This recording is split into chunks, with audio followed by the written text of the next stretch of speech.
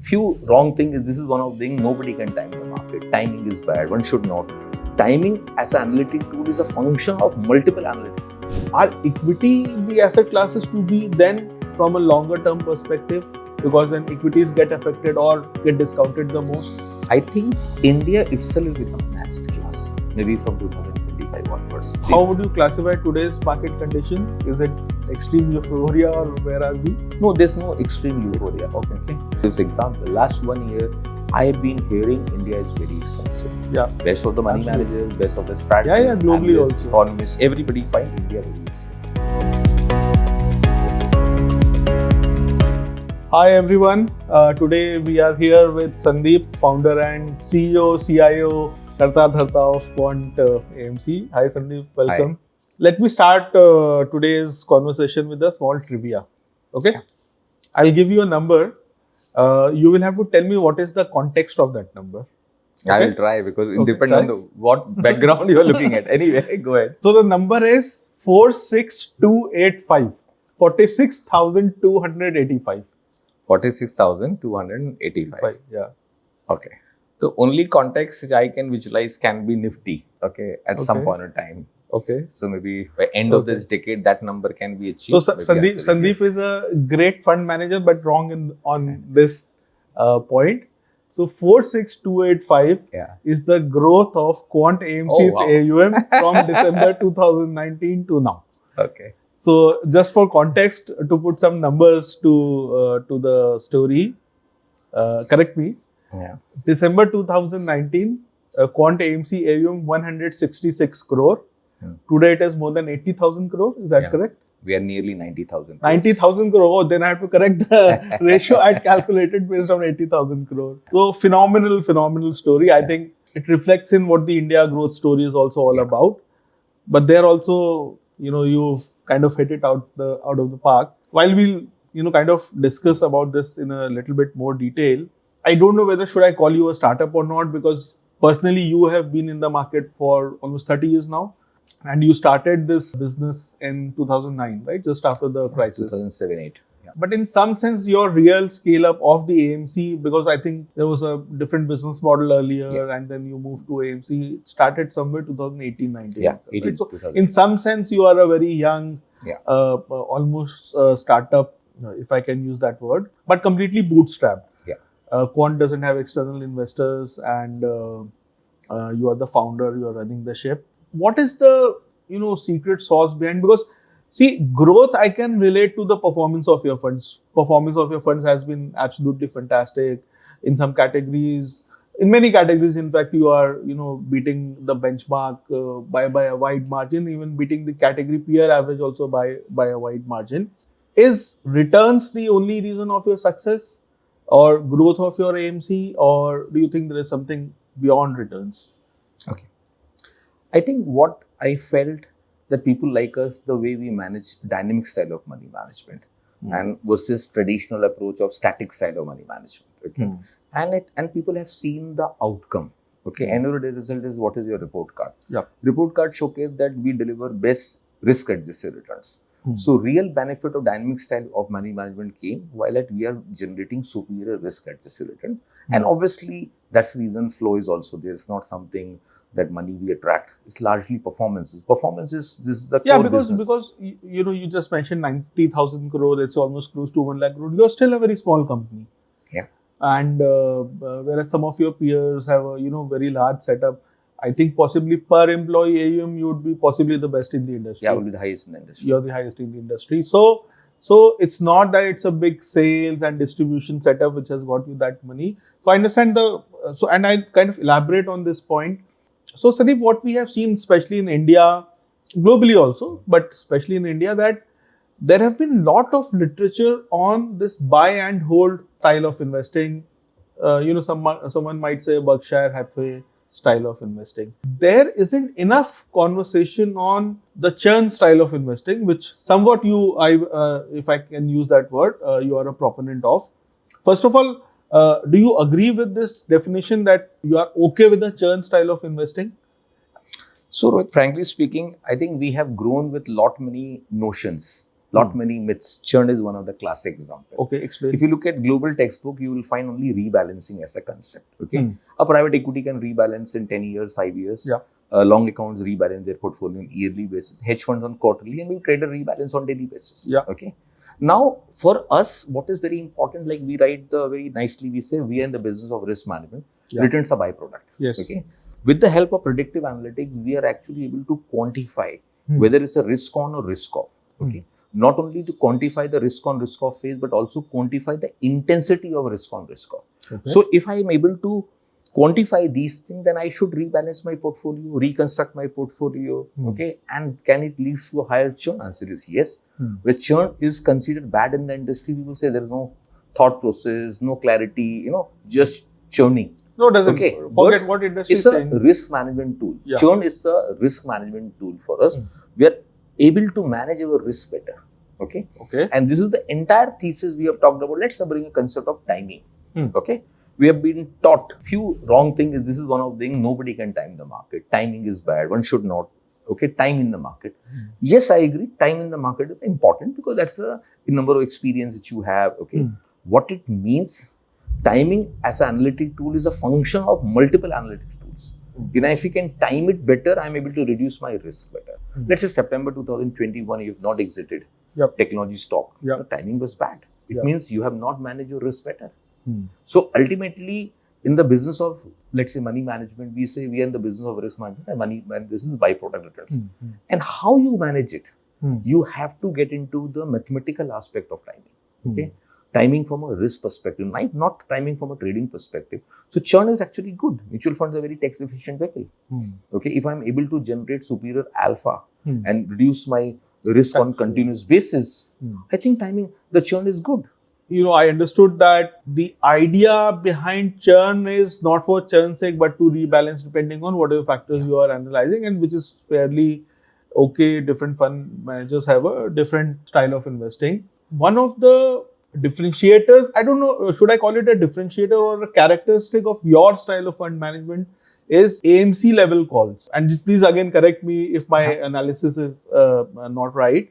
What I've seen is in many of your funds, there's a good overlap of stocks. So we'll find similar stocks in many of your schemes. And I was told that the fund house philosophy is that fund house will take calls on stocks and then allocation will happen based on different schemes and whatever the charter of the scheme is. Yeah. So the discretion of individual fund manager for a different scheme to pick stocks is limited. Allocation might be higher or lower. So is that correct? Is my analysis correct? Partially correct. Okay. Let's understand what we do. Okay. We work as a team. Okay. Here is not one manager doesn't take call. Okay. If you read our tagline of Quant Money Manager, we write multi-asset, multi-manager. Okay. And this coming from a research perspective and risk perspective that multi-asset means we understand the linkages of between asset classes, how money flow analytic.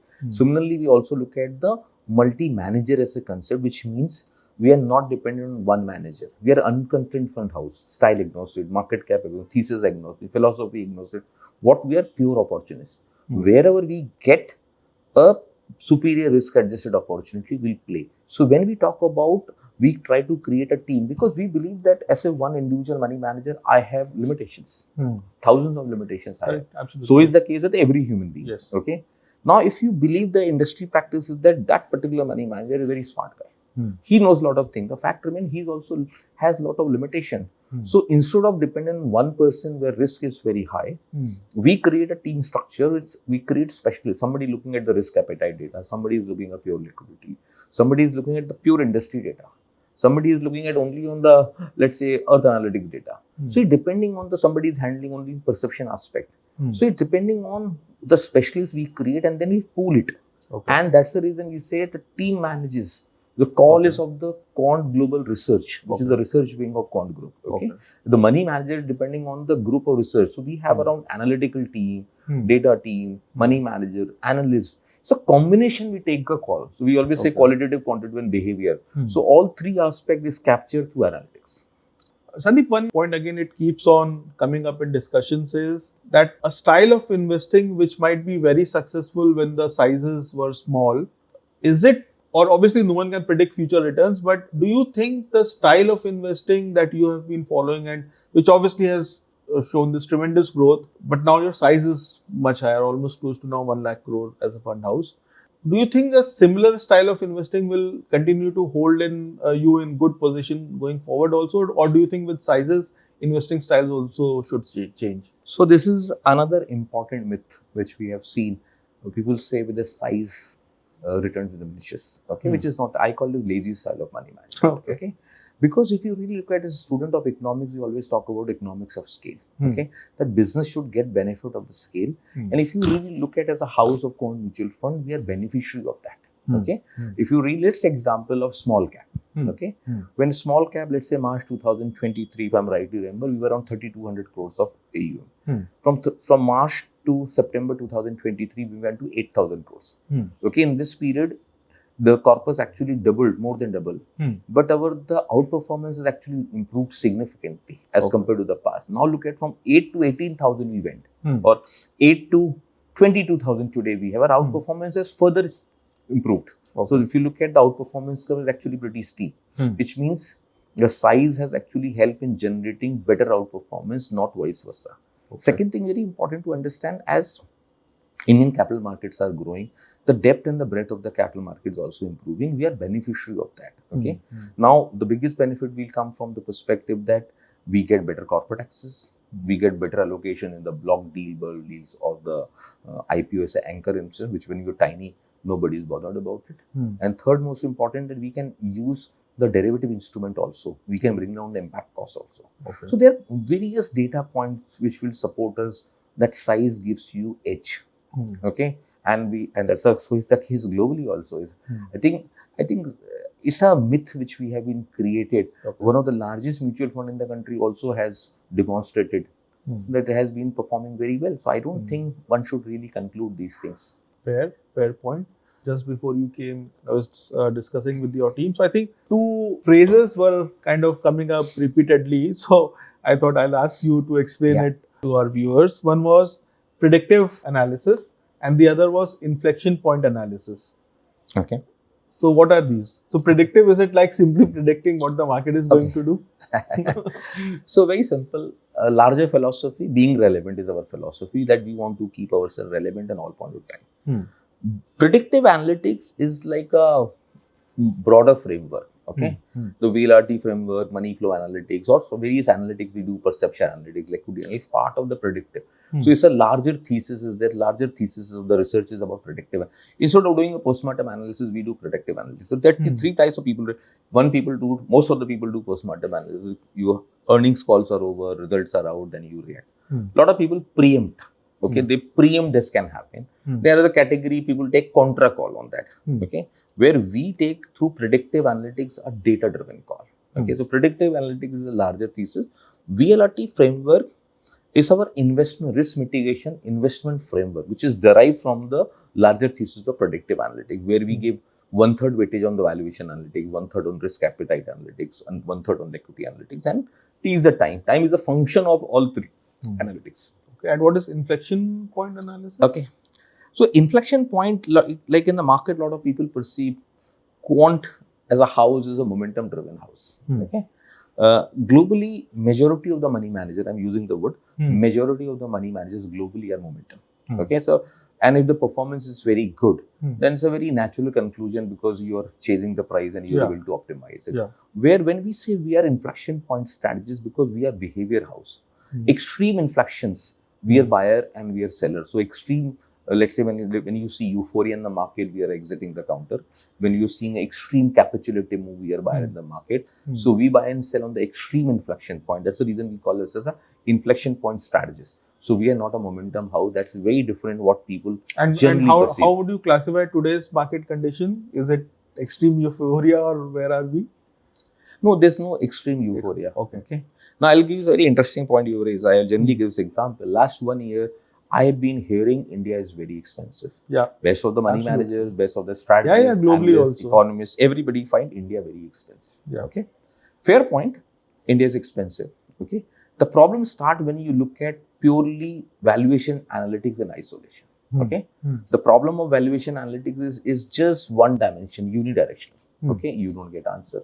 Okay. A lot of people have even showcased what happened in 2000, what happened in 2007, 8 or 2018, when let's say peak expansion happened. Yeah. This is a cycle peaked out, but nothing has happened yet. Now let's bring second dimension into our analytics.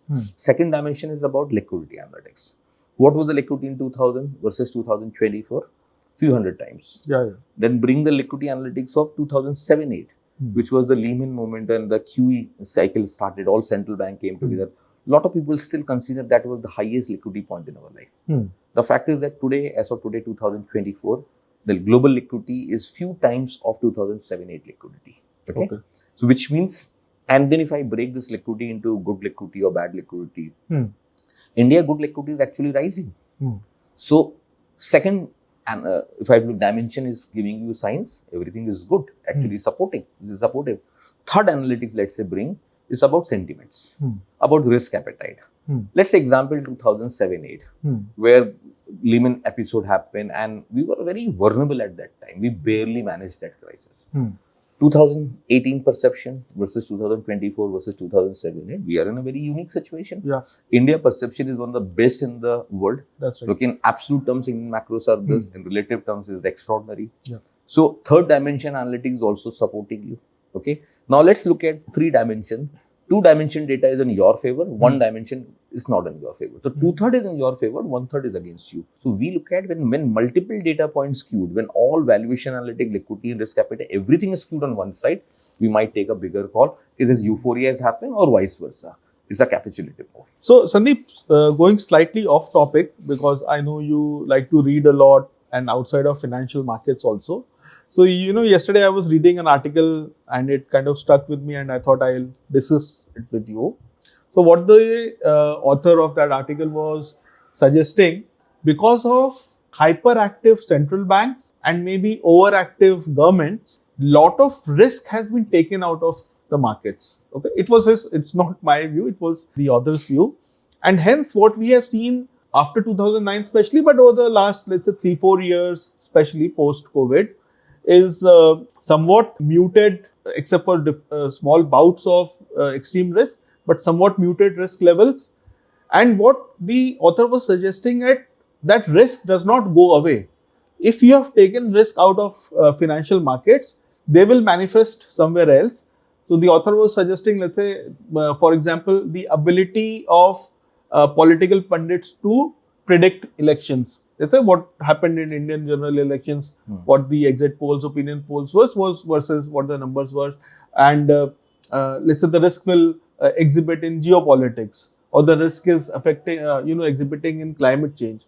So, going slightly more macro and not talking about only markets, although you might want to include markets, where do you see the major risk spots are there in terms of global economy, not specifically markets? You can talk about climate change if you want. You can talk about geopolitics if you want. So I think the observation of whoever is the author is correct. I call it like perceived risk. Okay, the so-called perceived risk is being absorbed by the government, central banks, and maybe multilateral agencies. Okay, so it's like perceived risk is definitely reduced. The real risk still exists. Okay, if you really ask me. Right from our predictive analytic thesis, one of the big chart which you talked about, it was written in 2012. And we said that end of 2019 till 2033-36, that's a period that we have talked about, how geopolitical volatility will spike. Okay, this entire decade is all about geopolitical volatility. And it played out beautifully. And what we talked about in this period, and it's from a risk perspective, the geopolitical risk aspect we talk about. So we talked about that the biggest changes happening on the earth analytics related, which we just raised. We expect that inflation and interest rates are very real and they're going to remain elevated for a longer period of time. Okay. It was negative interest rate environment when we wrote in book, 2019, where we predicted. No, who could have imagined 4% US Treasury? Correct. It is written actually 4.32 in 2023. That was the number we have written was negative interest rate. And we talked about that this cycle is bottoming out. Okay, and we said that we are getting into this structural bull run for inflation and we have said return of the king.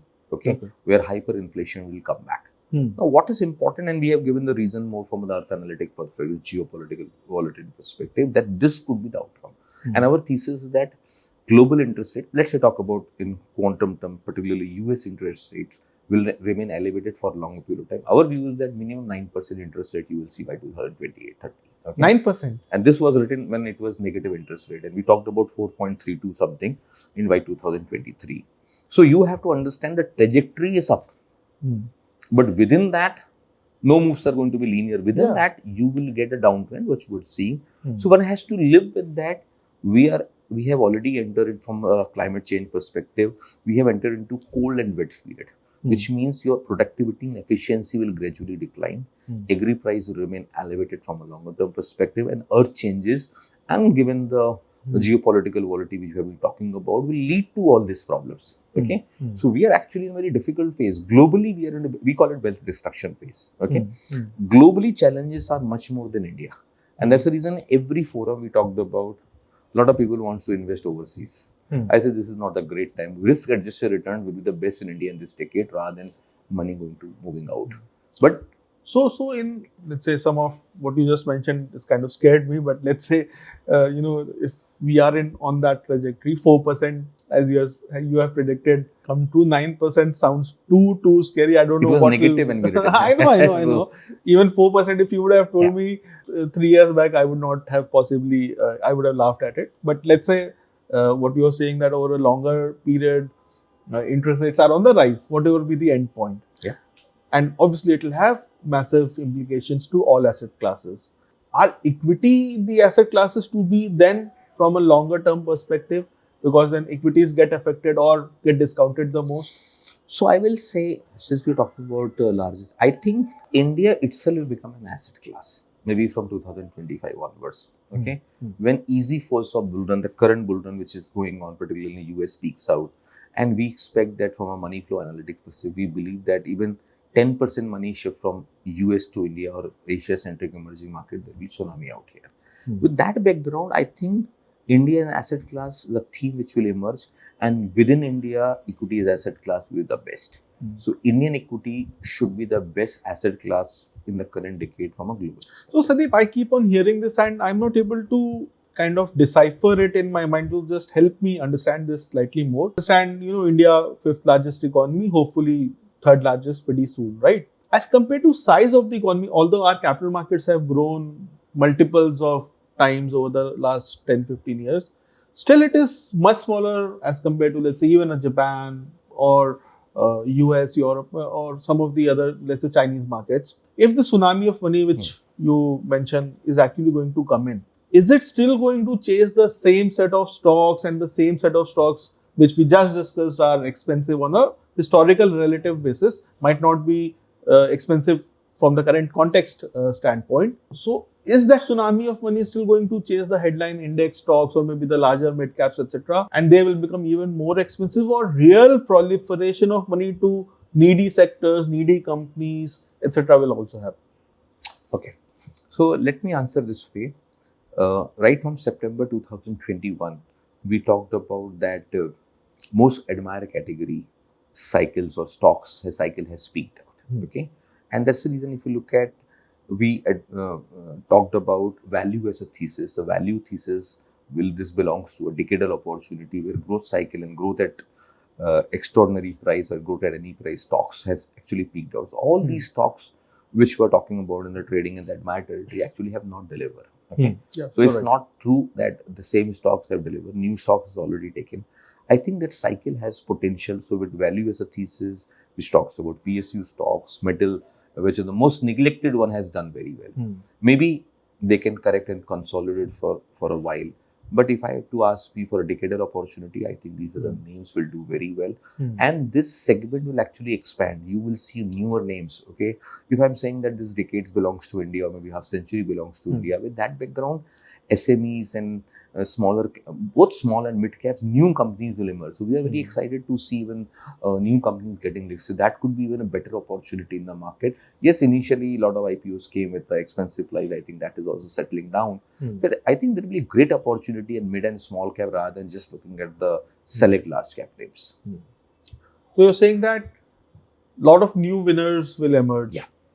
They've already emerged, They and have something already new emerged. will further Yeah. emerge. Yeah. But in any sense, what we have seen, market will find new leaders. Yeah. As cycles turn, new sectors will take lead if some sector goes down. And I think I've been reading your commentary. I think you have been bullish on commodities for some time. Yes. And some of these mega risks, if you what you just mentioned, they play out. I think commodities always are a good place to See, be very in. important to understand as a house, we always say that leverage economy as a concept, relevance of leverage economy as a concept is declining, and that's the reason the de-rating of banks have already started globally, including India. And what is coming back? The real economy. Okay, and that's the reason we are very bullish on commodities as a cycle. I'm not getting into this is super cycle or all those things, but the structure bull run is there. And this could be a lot of people generally get worried about commodities price volatility, and the treatment is not good. Nobody rewards them. But I think the cycle can last for a much longer period of time than what people have thought.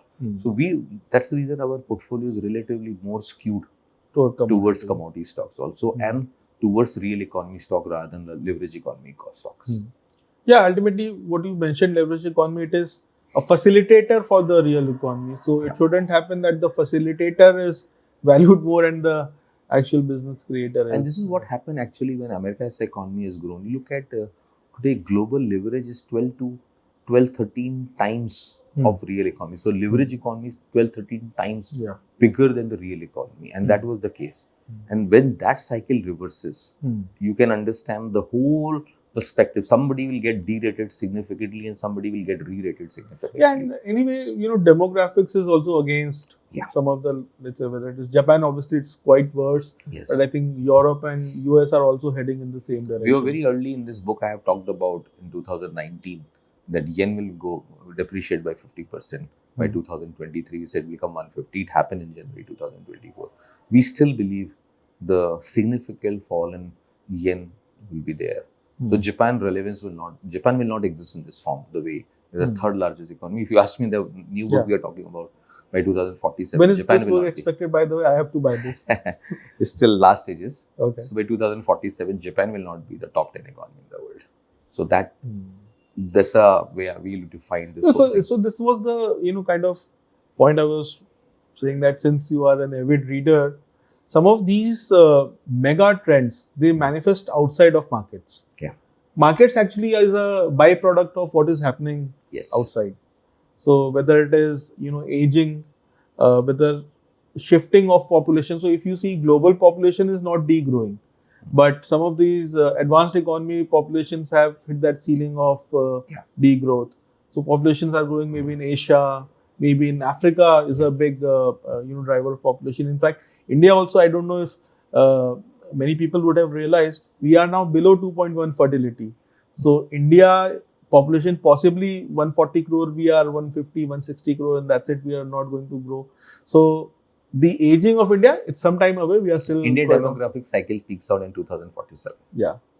So we still have some time.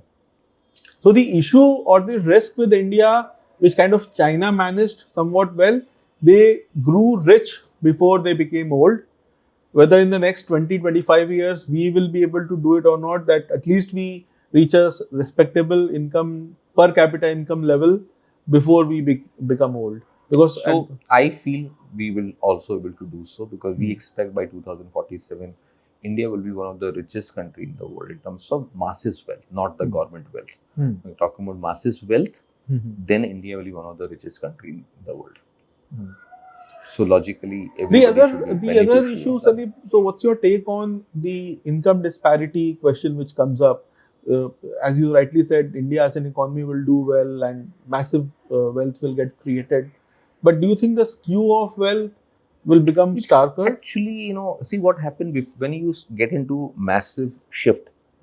So the initial part of the shift happens, you will see the skewness much more. Okay. But gradually, over a period, it spreads. And that process has already begun in India. Okay. Then further skewness will come again at the peak of the cycle. Okay. So I think I've taken up a lot of your time. So before you end, I have to ask the customary question. How are you looking at markets currently? What are your favorite sectors? Commodities is what you said, and what should investors do?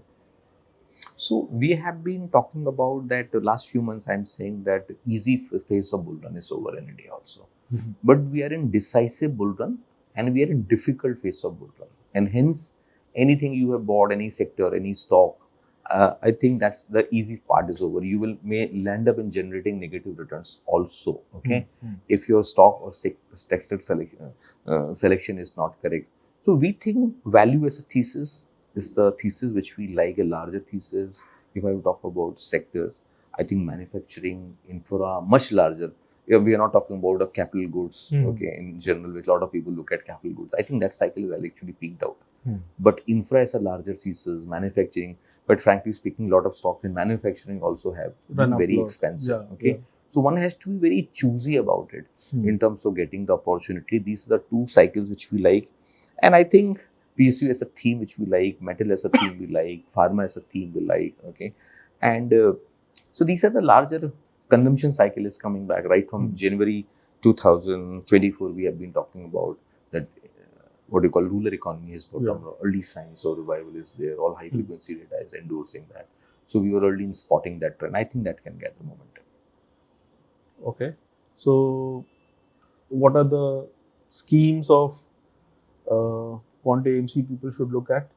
See, when we are in difficult phase, the best thing is to rely on the fund managers or money manager skill set and all the schemes where you get highest flexibility. So like Quant Flexi Cap is the app product. Yeah. Okay. Because as a money manager, I have you might have to move in and out. It's very easy to do. Yeah. Sectoral shift is easy to do, even the market cap shift also. Second product will be also about multi-asset fund, which is again we have a huge flexibility. And third is also we have very unique product. Some of the like the way we manage our quantum mental and DAF. Okay, so very nice. These are very unique product where we define everything is not long term. So these products are meant for low risk and medium horizon. So those are the product will do very well in difficult phase like this. Okay, great. So as always, very nice catching up with you, Sandeep. And I think what I like the best about talking to Sandeep is we can talk off-market topics, which I really love to chat. And we'll be back soon, and let's see how the market goes. Thanks for coming to our office.